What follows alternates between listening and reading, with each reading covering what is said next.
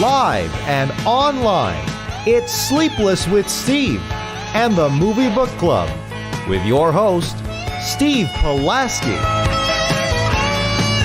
Back and better than ever, a little late, but better than never too. Sleepless with Steve, live on YouTube, wherever you may be, however you may be listening. Little tardy start to the show today, but we still got a full show in store for you. We are reviewing Bob Marley, One Love today, for better or for worse. And I'm interested to hear what these two gentlemen have to say about this movie because it's making a ton of money. It's the first real big runaway hit of 2024. I know Mean Girls last month, which feels like an eternity ago for some reason, but Mean Girls last month made quite a bit of money at the box office. But Bob Marley, One Love kind of shattered expectations, shattered the mold so far to start this year. So we are going to be diving into that movie.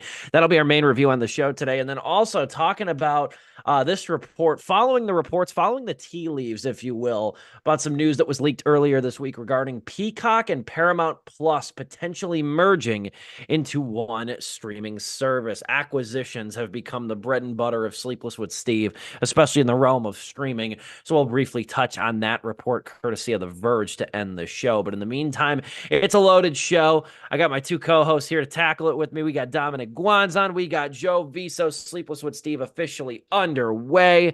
Parlay into the introductions and the generalities here. Dom, how are you? Doing all right. Busy week. It's February, so all that shit that you wanted to dedicate to for the new year, this is the test. I know we're mostly through February, but this is the true test of, will you actually keep with it, or was that a January New Year's thing? Was that a midnight gospel kind of situation? So for me, holding firm to some things, and we'll see how it lasts with some others. But I am going to the city every week, thereabouts, and within 10 days, give or take, the start or end of the week. But I'm liking it a lot before the events season kicks off in earnest, because that's my how I get my bread. And yeah, we'll see. I'm enjoying this weather. The last time I'll see snow in my life was probably last month, according to the patterns that we're seeing. So enjoy it while you can, man. They're calling this the lost winter. I saw today that at least in the region out here in eastern Iowa, it's the warmest February on record, and I can imagine it's like that for you guys too. I think we've only had 3 days this month that were in line with typical February temperatures. It was nice today. It was gorgeous out here today. I think it got up to like 54 or something. It was beautiful out here today. It's going to be in the mid 50s throughout much of the remainder of the week too. It's almost going to be 60 out here tomorrow. So I am all for this if it sticks around. Joe will appreciate this. Last night was the DuPage Township board meeting. I saw you there. Yeah. And it was funny how there were 2 items on the agenda. 1, resolution on the Gaza ceasefire. 2, purchasing a new salt spreader. I'm like, all right, cool. We got our priorities in check. And anyway, the heart of the joke is that it's like they did approve. Breaking news: DuPage Township is going to buy a new salt spreader for their decades-long salt trucks. But I was like, that's really funny. I don't know if they'll get a chance to use them. That may be the last salt spreader they use, because we will never see snow again in our lifetimes. So I don't know. I always look forward to the story on the Chicago News that pops up around April about the unused salt. The reservoirs that they have in the city and things like that. They look like little pavilions that hold the salt. I can just imagine how much unused salt there is this year. Considering last year, they probably had some unused inevitably, but it couldn't have been as much just because of the fact that, I felt like weekly we got some sort of storm or some sort of precipitation to start the year last year. I can just imagine how full those reserves are. You haven't really had to need them except for 1 week out in this winter. And I'll toss to Joe right after, but failing to keep the streets of Chicago free of snow has cost mayoral elections.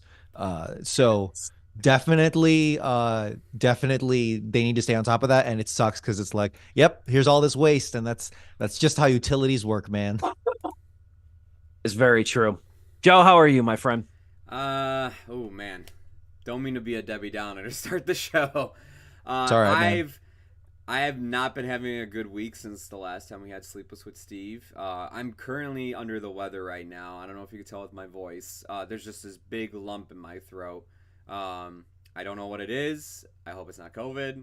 I hope I'm not getting really sick. It started yesterday and it's gotten worse today, where I'm constantly just clearing my throat and everything, and I have a ton of phlegm in there, and it's like, oh, this is great. This is the greatest signs of I'm about to get sick.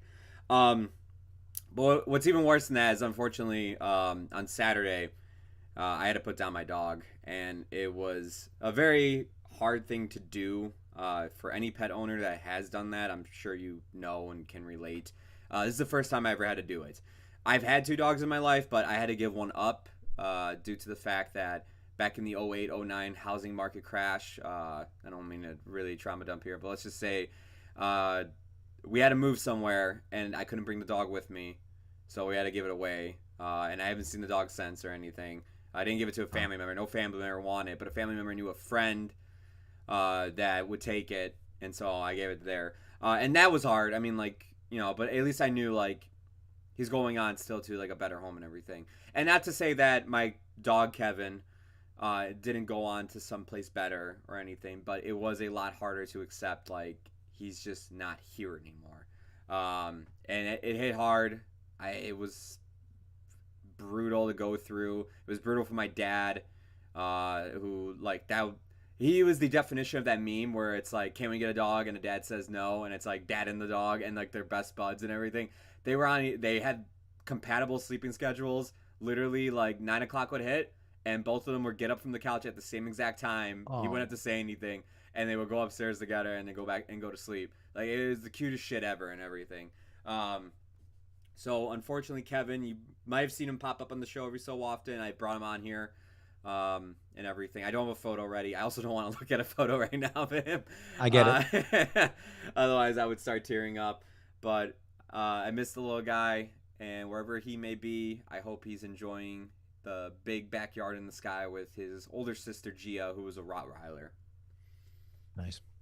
Man, you almost got me misty in here. Oh, man, I'm sorry. That was beautiful. That was a beautiful eulogy. Now, as somebody who's had to put an animal down before, my cat about 10, it's actually 10 years ago. It's hard. It's hard.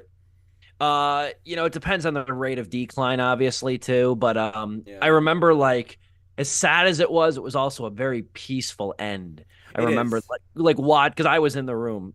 Me and my mom were in the room in the final minutes, and, like, it's a very peaceful process.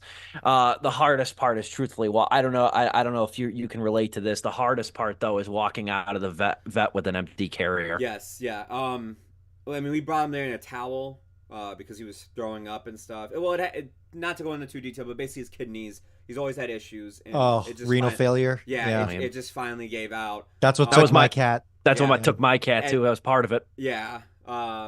My stepmother Celeste, she said the exact same thing. Like, she used to have a cat around the same time she got Kevin. Like, and I will say this, it hit me hard, but I didn't know Kevin for as long as she's known him. It's hit her way harder. I've known him for over a decade. Like, he's been in my life for that long. Since 2012, I've known this dog. And I think he was born in 2008. Wow. He was 17 years old in dog years or something. You could do the math. I'm not good with that. No, 16 years in dog years. So I've known the dog for such a long time and everything. And yeah, I mean, it hit her harder than it hit me. And I always felt sorry for her. The worst thing so far has been yesterday I worked from home because I told my boss I just need to stay home and just clear my head. I'm not, like, focused at all. And I'd rather just be at home. And while I was working at home, I got up and instinctively I went downstairs to go let him out, not realizing, like, oh yeah, that's right, he's not here anymore. Like, it just did not occur to me. Anyways, that is all I'll say about that. I know we have a long show and we started late. I don't want to keep you guys here too long. Thank you, Catherine, by the way. She said something in the chat. Awesome.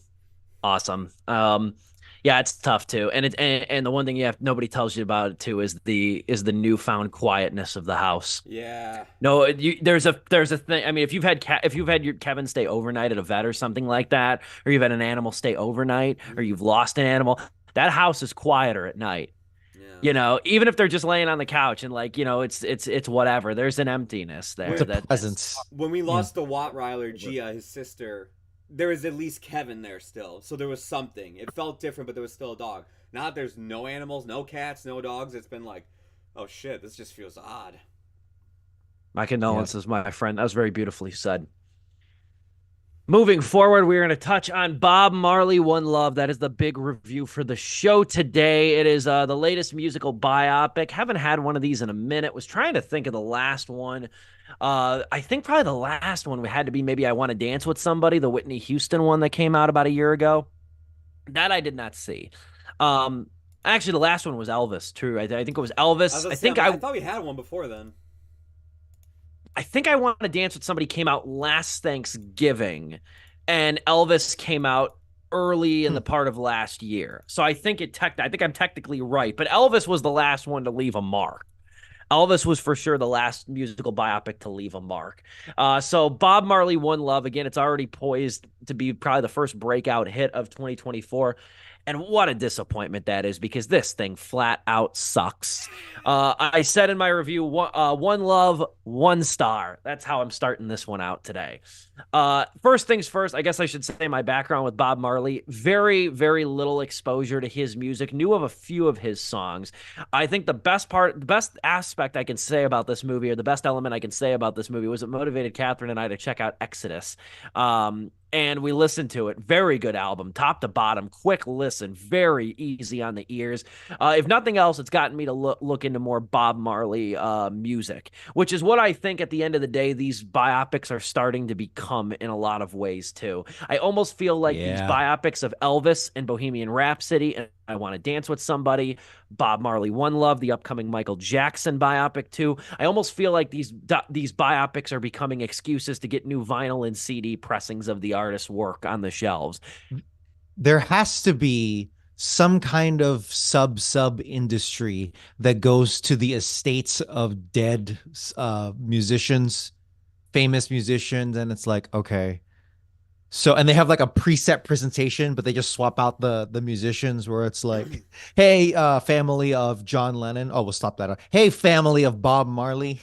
You want to honor your grandfather here or whatever. And it's like, it's a pattern. It's a thing, but anyway, Steve, it's like I'll a let you cottage go industry. It's like a cottage Yeah, industry. thank Like you. That's Jehovah's the word I'm talking Witnesses, about. they go door to door. Do you have time to talk about your deceased legend in your family?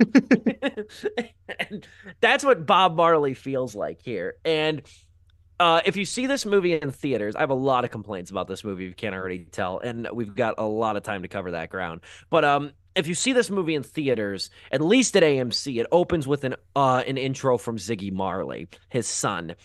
Famously the singer of the Arthur theme song. Always have to give that in there. Ziggy Marley talks about, though, in the opening, like, you know, talking to the camera thing that they do in theaters sometimes. He talks about how this movie is authentic to Bob Marley. And I want to quote Robert Daniels of RogerEbert.com, who said in his review, I don't much give a shit about like an authentic portrayal of Bob Marley's mannerisms. I would have rather had a sincere and coherent movie. And that was exactly how I felt when this thing ended. This thing pulls the cruelest bait and switch any biopic has pulled in recent memory. And I'll just contextualize this before I pass it off to you, Dom, is that it drops us into 1976 Jamaica when Bob Marley, who's played by Kingsley Benadir, we'll talk about him more throughout the show, but it drops us into a time when Bob Marley is already a solidified star.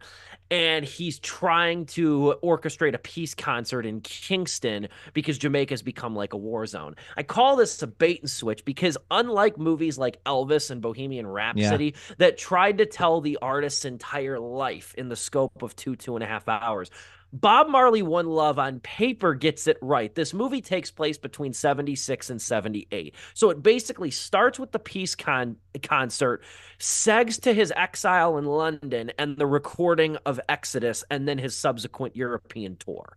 So it carves this like 2-3 year chunk of time out, which seems like it would be the ideal way to tell us, you know, to give us a Bob Marley movie. But the movie is so frustratingly underwritten to the point of incoherence that a work of like equal length that just involved Bob Marley noodling on his guitar probably would have told us more about Bob Marley than this movie does, because there's no context offered with his relationships. There's no context offered in the state of Jamaica in the mid to late 70s. There's nothing of that sort, and which is disappointing because I feel like this movie, if anything it gets right, it's the fact that it's concise in the sort of like narrow time frame it's focused on. I said a lot there. Pivot to you, Dom. Your thoughts on One Love. You stole my thunder. I did not read your review. I did know that you gave it 1 star. And I will preface by saying I think you got a little bit too harsh with that. I don't know. It depends on how you really rate a star. But regardless, that's all beside the point. Yeah, this it's got the same me. It got me the same way did you. Uh, the Lincoln approach, Steven Spielberg's Lincoln, starring Daniel Day-Lewis, that approach to biopics tends to be my preferred one because um, going over a whole life or spending that much time with like their childhood or whatever is it tends to be I don't know. I need to watch Ray again, starring Jamie Foxx. I want to see it because I think they had a little bit of that in there. But regardless, the Lincoln approach where it's just hey, this is just about the passing of the 13th Amendment. That's literally like it. And then you get little arcs for all of these side characters. Um, and it seems like Bob Marley, One Love, is going to do that. And the problem is, it doesn't have, I don't want to say any arcs. Does it have arcs for the characters that are not Bob Marley? Does Bob Marley himself truly have a clearly defined arc? Just barely, just enough to say that there was a central character to this. And it's a real damn shame because in many technical aspects, there are a lot of cool things happening here. Some even like what do you call it? Fantastical sequences where it's like, oh, hey, Bob Marley, he got shot earlier, so I'm gonna like imagine this trauma as the gunman in the crowd pointing a gun at me. Like, okay, that's a little cool, but then I feel like they just like ditch that, and then it becomes like 6 montages of Bob Marley. It turns into Bohemian Rhapsody, where it's like, hey, what if we did a song that goes boom, boom, boom, boom, but instead of that, it's just them jamming to like, Exodus or whatever. It's like, okay, once is fine, but I think they did it like 3 or 4 times. It's like, here's the thing behind this song. Here's the thing behind this album. There were subplots with like, hey, he's got a mistress. I'm like, okay, there's a woman here with very, very piercing eyes. Is she gonna be a character and a little bit whatever there? But then I don't think they really explored that. And yeah, did I always I'm like you, Steve. I didn't really know much of Bob Marley's music other than One Love and I Shot the Sheriff, right? So the really really obnoxiously mainstream songs. But for me, I really just knew more about the politics and the history of like, oh yeah, decolonization of the breakup of the empire, British Empire, and You are what they call the opposite of the target demographic. correct. That's what I always am with these movies, and I don't know if I'm proud to be that way. I'm just that way. And I think that's my neurodivergence talking. But regardless, it's a very strange thing because it's like, I didn't know that much about it, right? But like, I kind of knew about this. Does it mean, or did they just not explain any of this? Right? No, because they didn't. yeah, they really didn't. It's like, oh, there's like kind of warring factions. I'm like, did I miss something here earlier? What's happening? What is the social movement? Unless you were to keep up, I don't mean to interrupt you, but unless you were to keep up with the fucking novel this movie opens with, and then closes with the like the montages, yeah, like the 6 title cards in the beginning of this thing, and then the 6 title cards that end the movie. There's not much context for this. And it's a bold, I mean, I understand that the Bob Marley movie has international appeal for sure. And this is a landscape in which movies nowadays, even American productions, are made with like China and Europe and other countries in mind. But even given, it's a lot to assume of American audiences that don't even, myself included, don't even fully grasp the extent and far-reaching implications and impact of their own world politics in the present, that they are going to be entranced in a story about 70s Jamaican politics when they're this scant in terms of contextualization. There were some news montages as well, which were all right, but also just didn't ground us in anything other than there was conflict, there was a people, and I'm not saying we need like 20 minutes of the prime minister and whatever and No. like voting politics and all that stuff, but just that's even like a problem in other movies where it's like, oh, they simplified it to the point where some of the nuance is lost. Here, they simplified it to the point where I don't even know what the hell is going on. Right? Oh, is it like a problem with the British, or is it like no? It was just two warring political parties and a lot of gang violence, and it just I know show don't tell, but it's still hard to It connect would have been like, oh, nice. third world country, yeah, exactly, like, oh, here's a very poor down on its luck country.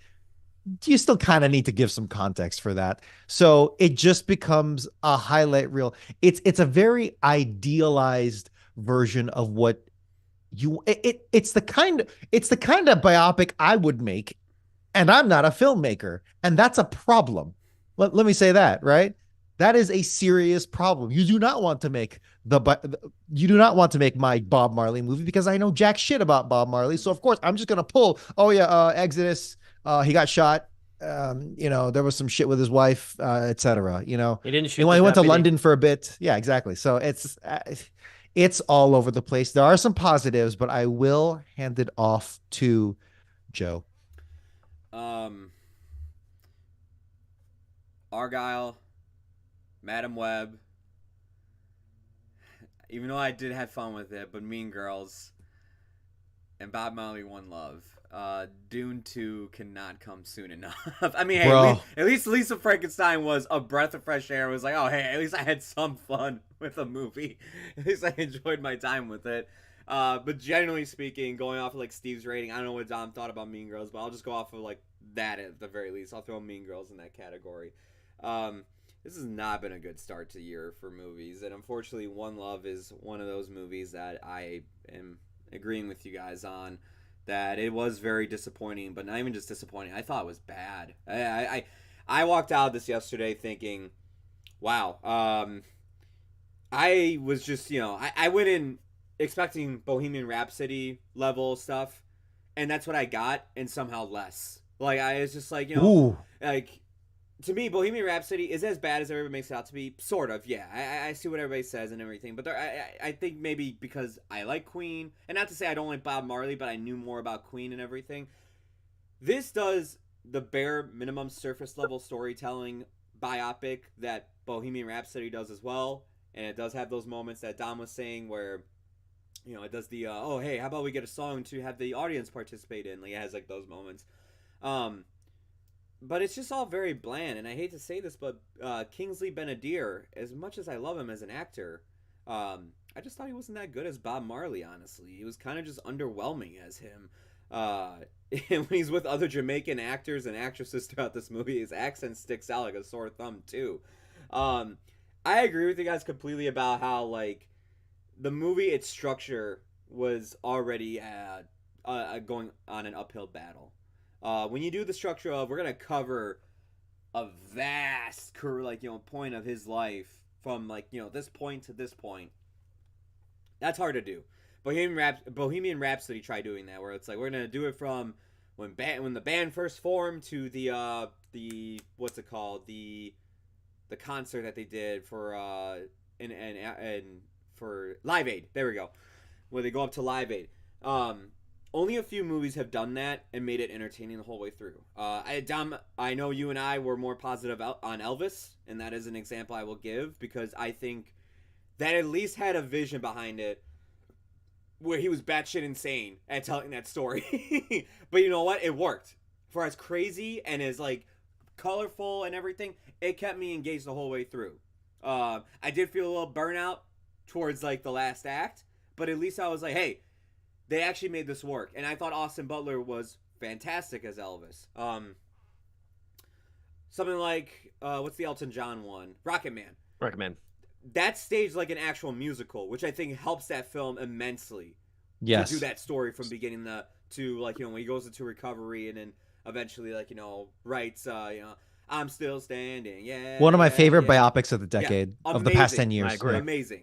Should be like honestly the standard of how they should do these movies. And worth noting, Taron Egerton sung that whole movie. Yeah, that too. And props to Taron Egerton. That's okay. That's like the extra mile. That's okay. I'm not requiring that of these movies, but still, just the stylization, the boldness, the coherence to themes and everything, as opposed to just, hey, here's the Wembley Stadium performance. We had a fun debate. Me, Catherine, and my buddy Mike. We had a fun kind of like softball debate on this about this whole idea of should actors in musical biopics be required to sing? I don't think they should be mandated or required, but I do think it adds another dimension to the performance. My example is Bohemian Rhapsody with Rami Malek. Rami Malek got a lot of praise for his performance as Freddie Mercury, and he's very good as Freddie Mercury too. But I don't think a lot of people know that he did not sing in that movie. Yeah. And I think that the more people would know about that, the less maybe they would, they maybe wouldn't praise him so, so boldly or so copiously if they managed to look up and realize he lip synced that whole movie. For the record, Benadir's voice is mixed with Marley's in this one. Yeah. For the record. And to go off of what I was like going on about and everything, this movie should have been something like Nowhere Boy or Jimi Hendrix's All by My Side, where it focuses on, like you guys were saying, a particular point in this musician's career that helps define them. Nowhere Boy did a young John Lennon. The Jimi Hendrix documentary did, not that documentary, the biopic did his first time being going into London and everything, what that was like. This to me should have been when they were recording that first album, and should have really dissected all that time there. Use a young Bob Marley, and then that means we don't get Kingsley Benadir as his performance. But I think like those moments of like where we see that, I thought like, damn, like I would love to learn more about this period right here, and you can go further into detail about so much in this movie. But as it stands, I mean, it's just surface level. It's just very much scraping the top of like what you could find on any Wikipedia page about Bob Marley. That's not to say there isn't good things about this movie. There is. I thought his wife, played by Lashana Lynch, I thought she was great in this movie. She's like one of my favorite actresses out there right now. Anytime I see her in something, I'm always like, you know what? Like, for instance, Captain Marvel, not a huge fan of that movie. Not because I hate women, before Don makes that joke. Caught me. But she's amazing as Maria Rambeau in that. She was good. Yeah. The problem was she was just pigeonholed into this typical biopic role. Yeah. Which, again, maybe that is sure, if that reflects the reality, that's perfectly fine. But you don't give her much of an arc. She's just playing off of Bob Marley. Yeah. And I'm not saying she has to be like half and half, like they're like the Napoleon Josephine movie where it's like, okay, is this like Josephine half of the freaking movie? No, just give her something cohesive for herself. Yeah. And she does do kind of like the wifely duties throughout the movie as well. That was just kind of like, all right, well, but I think she still played the performance fine. Really good, I should say, because I was just praising it. There's other moments too. There's small moments of just like, hey, like, this was cool to see and everything. I did enjoy listening to the music. I mean, I don't know how much I can really give props to the movie for that when it's like, it's all really credit to Bob Marley. I'll say this, like, I don't know much about Bob Marley, so I did come away learning some stuff. Like, I never knew how he died. Like, so I was just like, oh, okay, so that's, okay. Nice to know about that. And everything. So, again, most of that stuff I did know because it's just surface level stuff, but there was some moments of like, oh, okay. Other than that, I really don't have too many positives to say about this movie.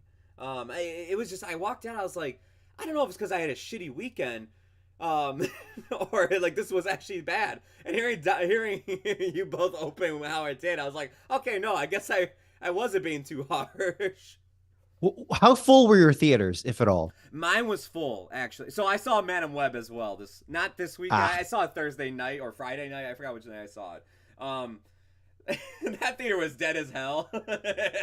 And then Monday night, I went to go. I have not Monday night. Tuesday night, I went to go see Bob Marley and it was way more packed than Madam Web was. Like it was actually. And I looked at the box office for this movie, and it's doing well. So I wasn't surprised when going in on Tuesday, and I went on discount Tuesday, and it was even more packed. Probably because hey, you can go see this movie now for $5 to $6, depending on which theater chain you went to. So it was pretty packed. You want to hear my theater situation? Sure. Aside from me and Catherine, it was a couple and a fucking baby. Always a fucking baby, dude. Now, full disclosure, clearly this movie made a ton of money. Clearly my theater was not representative of the mass appeal of this movie and its success. Keep in mind, I live in Eastern Iowa, though. That's all I'm going to say. I did not expect this movie to really break single theater records, but we went Thursday evening to see this thing. And yeah, it was 4 of us, 4.5 people, I guess you would say, if you want to count the annoying infant. Yeah. And for me, it was, I want to say 8 to 10 teenagers, not even all part of the same group. And I will lead into our second half with that, if we want to do that, Steve. Yeah, I'm looking forward to see where you go with this too. We'll come back here because I want to just open up again the second half by saying too how again pisses me off about this movie the most is that they took a really good time period that should have been the central focus of this movie. Oh, it's rich, man. It's rich with history. and I want to contextualize at least briefly how rich this period was for Marley. So we're going to come back here in about 90 to 120 seconds, a little bit later than normal tonight. Got a little bit of a late start, but we are rolling. It is Sleepless with Steve live on YouTube, back after our Zoom sponsored intermission.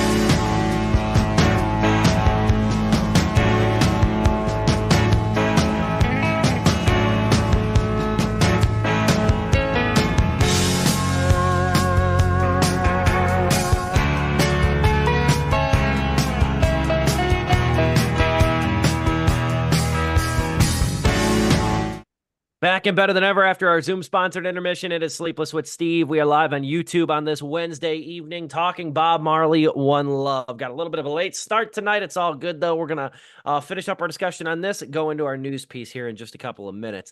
But I wanted to say again, though, the most frustrating part of this movie, I think, is that they did something that most biopics don't do, as we talked about to start the review, is that they took a set period of time that is rife with details and threads on which to pull.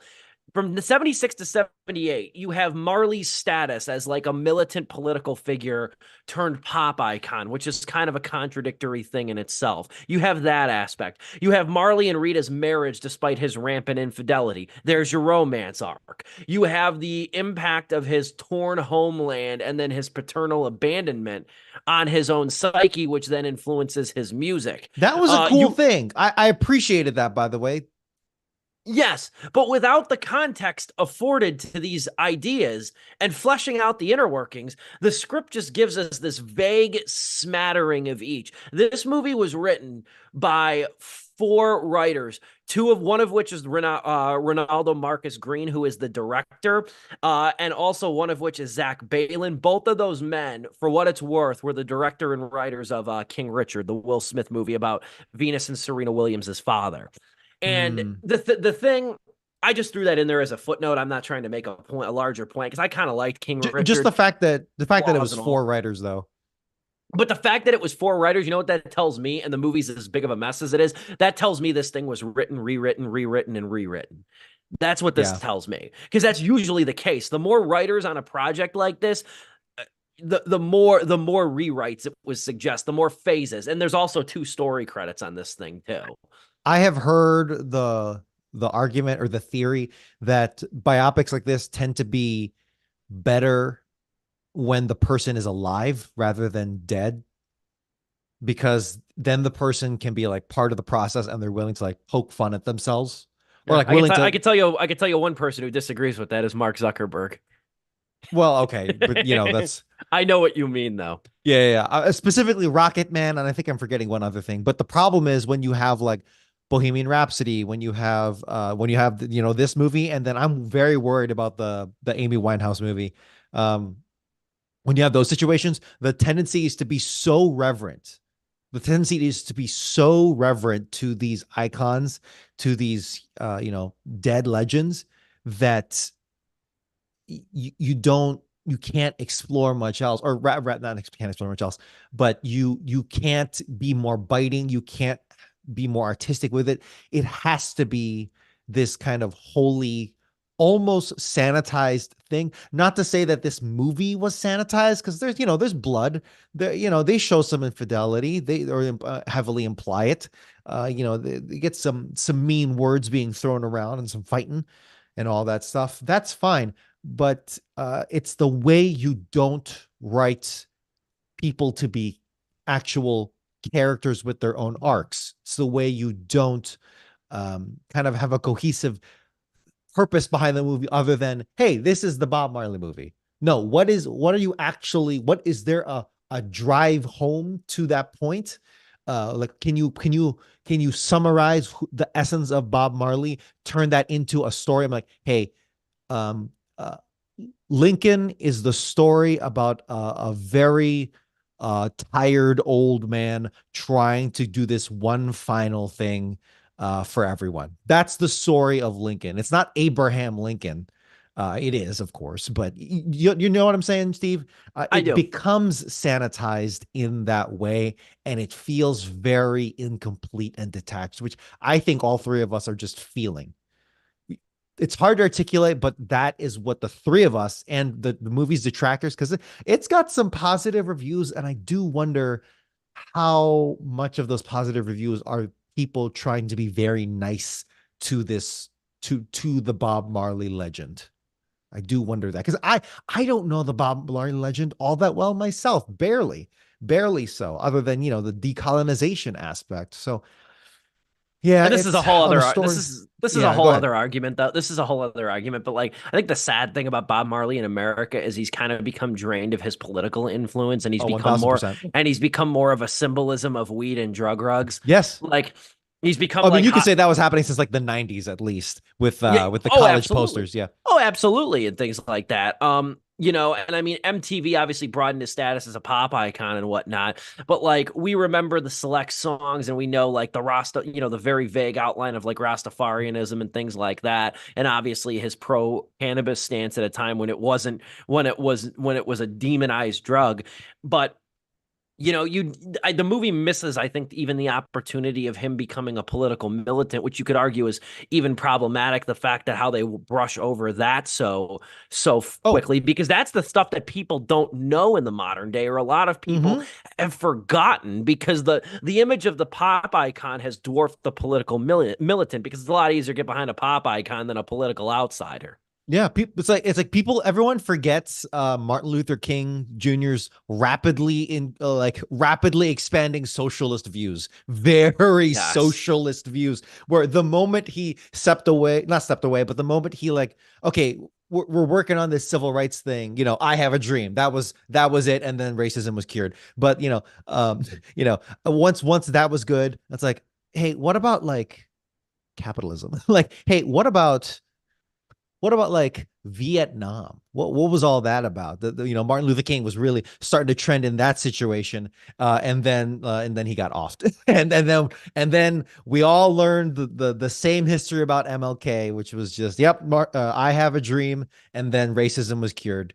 And in that way, I'm catching up, Joe, here. It's like in that way, Bob Marley's reputation has been almost unfortunately not concertedly sanitized, but it's been squeaky cleaned to the point of it's very 2008 Obama, as opposed to funny enough, Kingsley Benadir played Obama. There you go. Did he play Obama? He played Obama, yeah. I forgot really? What he played Obama in something recently. Hold on. You keep talking. Dude, he played Obama. He played Malcolm X. He played Baba. Dude, make sure this dude doesn't have cancer, because it was Obama in the Comey rule. There you go. He is turning into Black Panther. He's turning into Chadwick Boseman. Thank you. Yeah, he's turning into Chadwick Boseman, dude. He was a Ken. That was his most important role. He was a Ken. That was his most important role. Anyway, that's the end of my rant. The other thing I'll bring up too is that this thing does like one of those biopic tropes that really bugs me, and I know there's an endless list of them, but one of the ones that bugs me the most is when it uses and Elvis was guilty of this too. I know you can't profile every song. This isn't a behind the music MTV thing, but One Love, I think, is the worst offender of this, and using a lot of his big songs, especially some of his bigger political songs, as just soundtrack needle drops. Yes. Namely, Get Up, Stand Up. Yeah. It's just a montage song. And then it does this other thing that I hate too, is like when artists like strum a few chords and then all of a sudden a song like fucking Jammin' is written out of thin air. To use his songs as transitions is almost and they did it like 3 times. Yeah. To use his songs as transitions, that's like, dude, that's insulting to him. Like, give his songs the spotlight they deserve. That blew my mind. Thank you for pointing that out, Joe, because at first they were like, it's like, okay, here's a Bee Gees song just to immerse you in the culture as a transition. No, that's fine. No, that is fine. That's fine, because but you're right. He's in London. That's totally that is absolutely what we'll be playing on the radio. But then when they start throwing in Bob Marley's songs as transition, I'm just reiterating your point, but it's like, yeah, I don't know. This is a lesson in killing your darlings, right? The Lincoln movie could not show Abraham Lincoln being a professional wrestler. That is true, by the way. He was a professional wrestler in his 20s. Yeah. That would have been based as hell to see. If it just opened with Daniel Day-Lewis like headlocking someone, that would have been like a 5-star movie. But unfortunately, they couldn't. So kill your darlings, focus on something, give us character arcs, and just make something very pointed, because this man's music is extremely pointed. It's infused. It's the whole point of his essence. It's the whole point of the Rasta movement, according to what I've read, because I certainly didn't get much of it in this movie. So it's a damn shame. There's so much. Do we want to go to final thoughts? Oh, go ahead, Joe. I got one last thing. Yes. Real quick. Sorry, I found tea and I was like, I want that more than a cough drop right now. I don't know if you guys touched on this, but the whole assassin that he kept seeing over and over again and everything, like, I thought they were gonna do something with that, like, play into like, oh, he had PTSD after all that. Yeah. That, like, there are moments of like him having like these like spiritual things, or like, realizations, and they lead in fucking nowhere. By the end of the movie, it was like, what was the Don't. point of any of that? Actually, like, it was just like, you guys did it for imagery. You guys did it just to have imagery there, and that was about it. Imagery, huh, Steve? Imagery, imagery. Look, honestly, the four writers, this may not have been what happened, but It of was the four four writers. writers, Shit, I one didn't of know yeah, that. of the four writers, one of them wrote that assassin being in the gun, being in the crowd as an illusion. Pick that one writer and have him or have them write this movie. They should have just stuck with that one writer. I don't know. Yeah, because it was we were talking earlier about how this movie has four different writers on it, and that to me suggests that this movie was written and rewritten and rewritten Yeah. and rewritten, which gives a lot of credence to the idea that so many of these like subplots or should be narrative arcs are not are like flutterings. They're like flutterings of the narrative that is really just encapsulating the time and the creation of the Exodus album, which isn't even developed very much either. Um, we can move into final thoughts. We'll go me, Dom, then Joe here. Uh, damn, this was a shell of a story told, and I'm sorry, I just figured opening up with damn. damn, this exhausted over here. This thing was really a shell of a story told, and we didn't talk too much. I know Joe, you weren't super blown away by it. I think Kingsley Benadir does very well here. I think Okay. he really does get the mannerisms down. I thought his vocals even too were prominent enough that I was surprised to learn they were at least mixed. Because I thought he sounded really good. He taught himself how to play guitar. He spent months All right, I'll trying give to him learn that. the enunciations of Marley's speech and everything. I think he does really good work. I just think it's hard for anybody to shine when a movie is this scatterbrained. And it's not long either. It's only an hour and 40 minutes. Not that I wanted it to be longer, but I don't think it needed to be longer. I think it needed to be more direct, and I think it needed to be better contextualized. And Agreed. that's where this movie fails, and fails majorly, in my opinion, too. And I think the good that will come of this movie was that it will make Bob Marley's music, it will give it a brief renaissance, Mm-hmm. which I don't think is a bad thing at the end of the day, but I do think it's a bad thing that this will probably be looked at as the quintessential Bob Marley movie, and it's a damn bitterly disappointing one at that. So it's technically 1.5 stars for Bob Marley One Love. Really? What was that extra half star that you gave it just now? No, it's always been 1.5 stars. Oh, okay. You It's just wanted always that in your header. I thought of it and I'm not giving it full on 1 star, but I'm like One Love 1 star. That's brief, that's punchy, and that's not entirely false either. So it's 1.5 stars for me. Sure, sure, sure. Okay, yeah.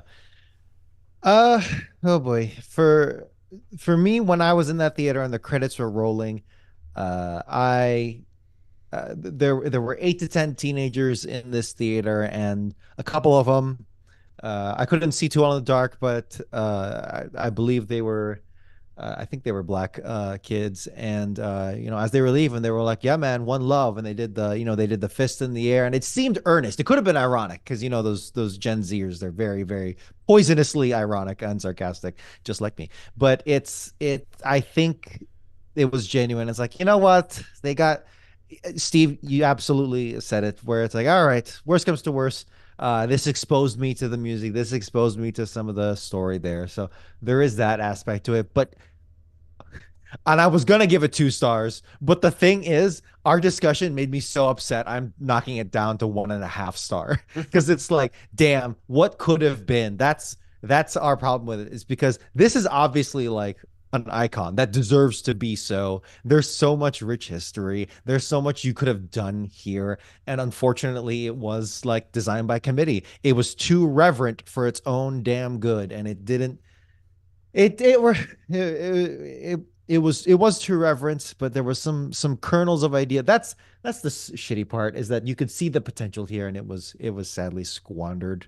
But a lot of the technical aspects were good. The cast was doing the absolute best that they could with the material. They got the feel of the time period damn well good.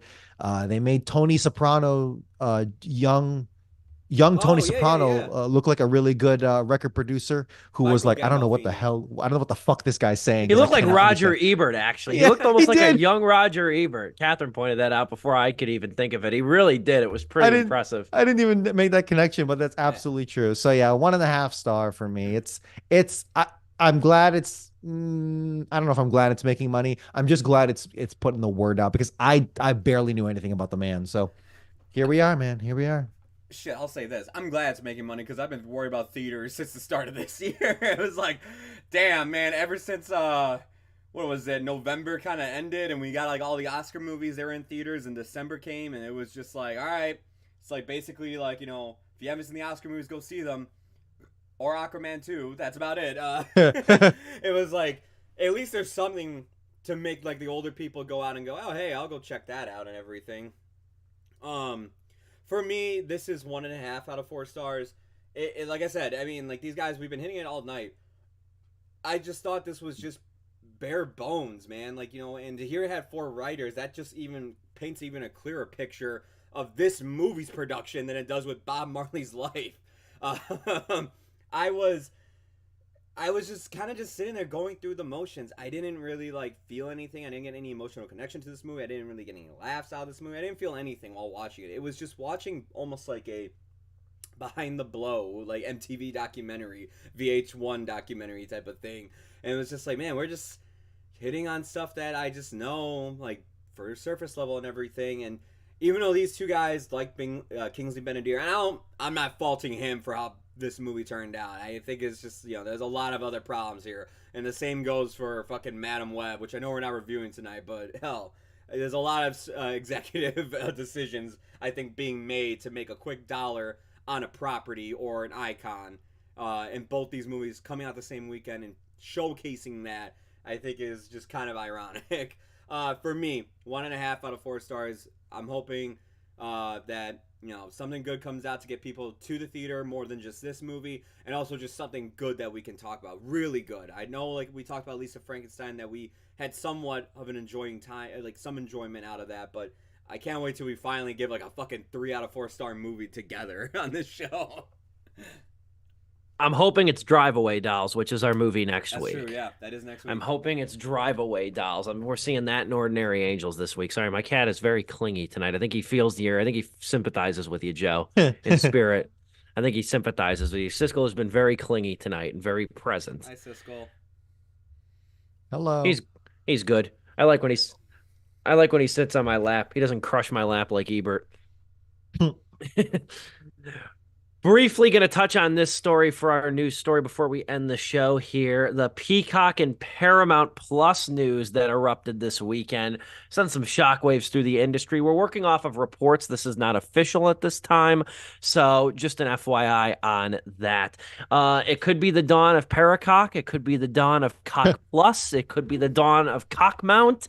Stop I've it. already got 3 great names over here. They better pick one of them. They're going to go with something stupid like Mount Plus or something like that. But apparently, first, if you remember, this came out a while ago. We didn't talk about it on the show, but I actually had to be reminded of it through this very nice article from Verge, was that Warner Brothers Discovery thought about eyeing Paramount Plus. Warner Brothers thought about acquiring Paramount Plus because they haven't ruined enough yet.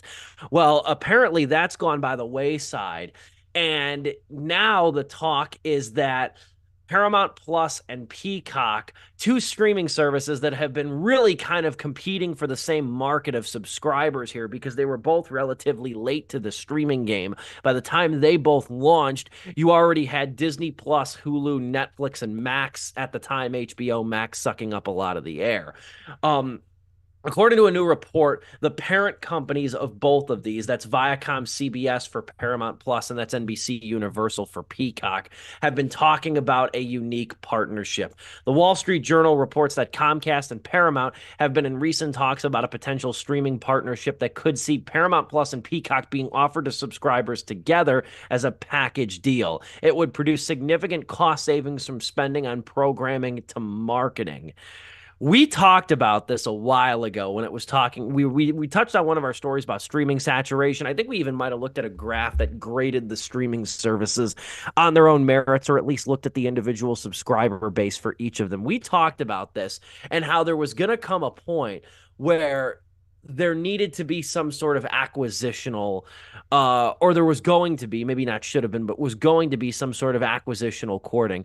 I'm honestly stunned that MGM got into this late in the game. Not this deal particularly, but the streaming game in general, because they were already so late to the damn party that right now you're getting the point now, you're getting it to the point now, and I've seen a lot of discussion about this online of people cutting streaming services.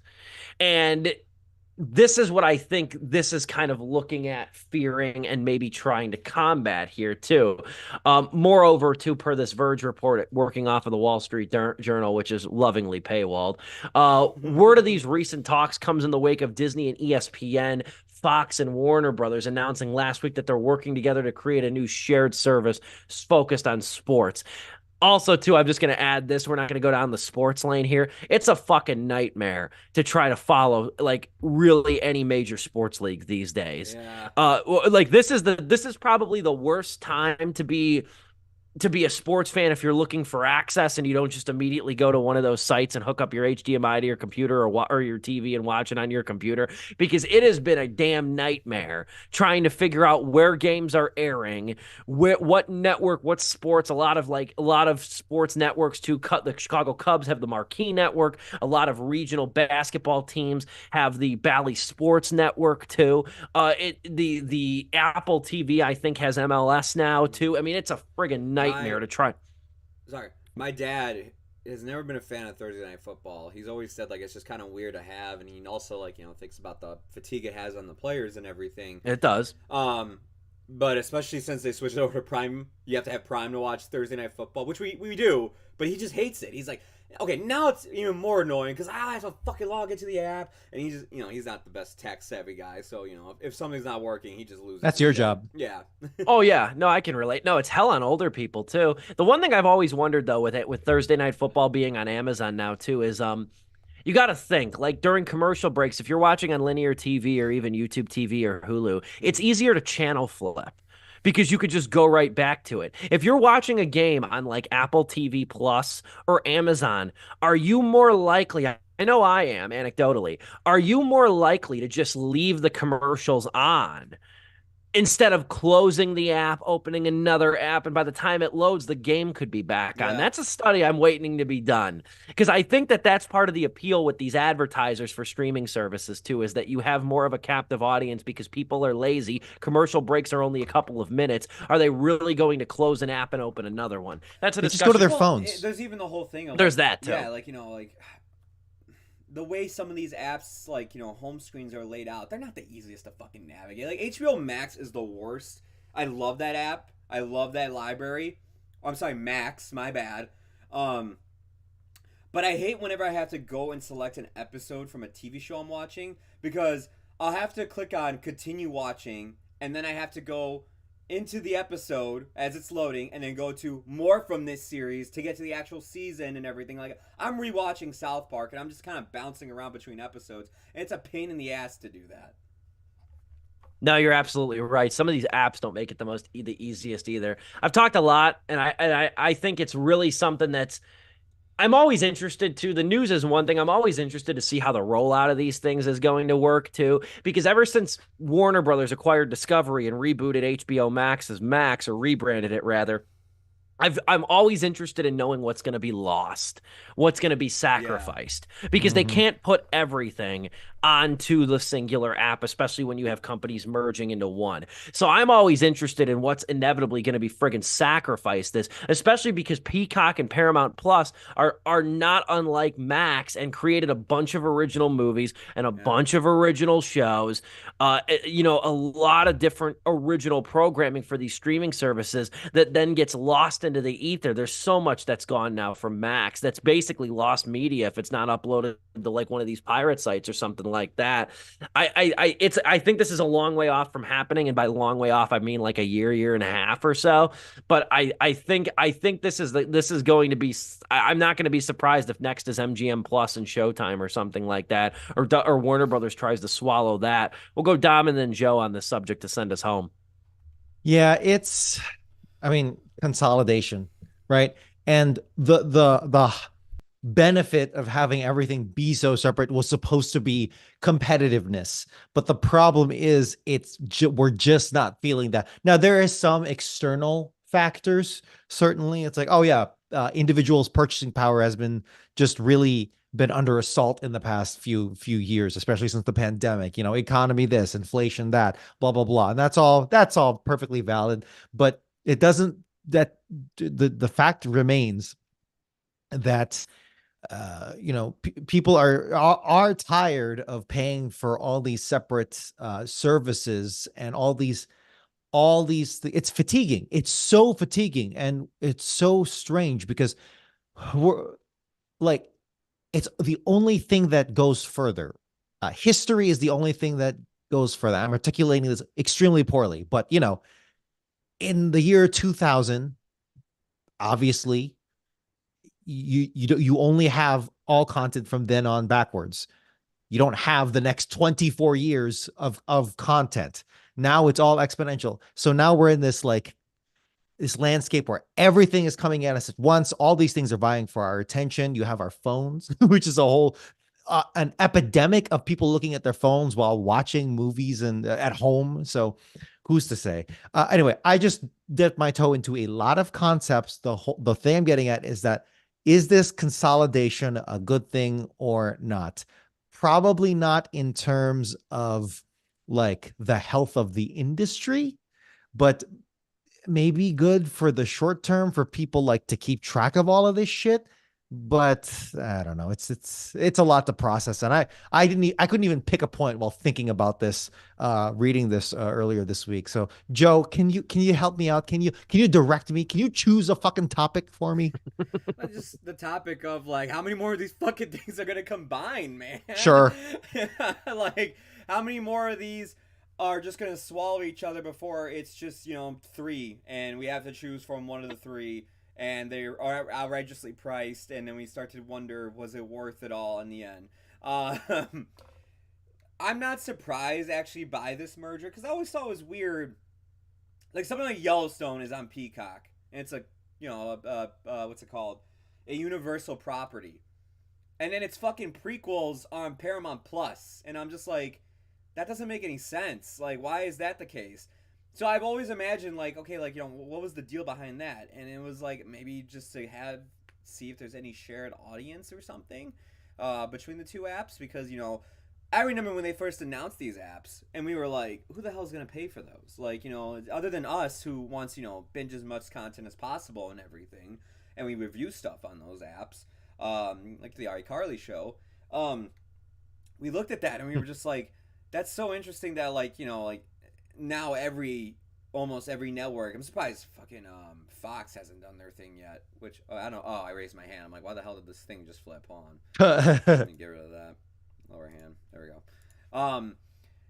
I'm surprised, like, Fox hasn't done one yet, and I'm surprised a few other networks haven't jumped on this yet. Like, I'm surprised Sony, as much as, like, they have a catalog of stuff, they haven't made their own streaming service or something. They have their own console to host all that. Like, they could do something with that where they tie video games and music into it. Who knows? It's only a matter of time. It'd be like a PlayStation. Oh. But I was not so surprised, but just kind of like when Steve sent the article to the chat, even though I wasn't surprised, I was still like, wow, like, this is actually happening. We're actually going to see these two merge. Like, this damn South Park special, The Streaming Wars, becomes more and more real every day with who's combining with who and who's becoming what. Like, now we have the Disney Plus thing where Hulu and Disney Plus are starting to share a catalog. And what's to say, like, by the time next year, they're just one app. They just combine into one. And then ESPN is lumped into that, depending on where the sports one goes that we just talked about earlier. It's just going to keep swallowing stuff whole, like we were saying. It's just weird, man. At some point, you just got to be like, dude, like, I mean, how many of these do I really want to pay for? Like, I'm telling you right now, like, there's gonna come a point in time for me. I'm gonna download Rocket Money, find out what my subscriptions are, and Okay, like, okay, all right. find out what my subscriptions are, and be How like, much did you get paid? Split that money, man. find out what I'm paying for there in terms of services, and just be like, all right, you know what, man? I haven't launched Netflix to watch something in years. I haven't launched Disney Plus to watch something in months. I watch Max more than any of these apps. And if there comes a point now where they're all starting to charge the amount of price that Netflix, HBO, or even soon to be like Hulu, if they start all charging that price, then guess what? I'm just going to stick with one. And if they crack down this password sharing, that's another big one too. Which, you know, again, now I'm bouncing between. They still haven't figured that out yet. No. Like Disney Plus is starting to do it now, and we'll see where that goes. So I'm curious to see. I mean, like if they crack down on this password sharing and they expect people like this. I also think too that these studios are having a hell of a time keeping up with these tech companies, because if you think about it, Netflix, Hulu, and Apple are all built in the technology space. Paramount, which is an extension of Viacom CBS, Peacock, which is an extension of NBC Universal. These are studio houses that are dabbling into this tech game right now. And I feel like they're getting to the point where they're getting outmatched because they don't have the same brand loyalty. People know of Paramount Pictures, people know of NBC and everything, but they don't have the brand loyalty that something like Netflix or Apple that's new, that's shiny, that were the pioneers of the streaming game, Hulu rather, as opposed to Apple. I think, and then Apple has obviously the brand loyalty with phones and technology and things like that. That was the one other point I wanted to bring up that I failed to bring up. And the last point I'll bring up is why Netflix and chill when you can mount cock. That'll Stop. do it for Sleepless with Steve on this Wednesday evening. Great show, late show. We will be back next week with Drive Away Dolls. We're going to be tackling that movie next week, which I'm really looking forward to. Hopefully it'll be the first really good movie of this year. I realized the only movie I've really given a strong positive endorsement to this year so far was the Pauly Shore short film, The Court Jester. Everything else has been 2.5 stars or less so far to start this year. Not been a great start for 2024. Hopefully Drive Away Dolls or Ordinary Angels this week curbs that a little bit. So we will tackle that next week along with whatever news that comes across our desk. In the meantime, thanks so much for joining us a little later than usual on this Wednesday evening. For Dominic Guanzon, Joe Viso, and yours truly, this has been Sleepless with Steve.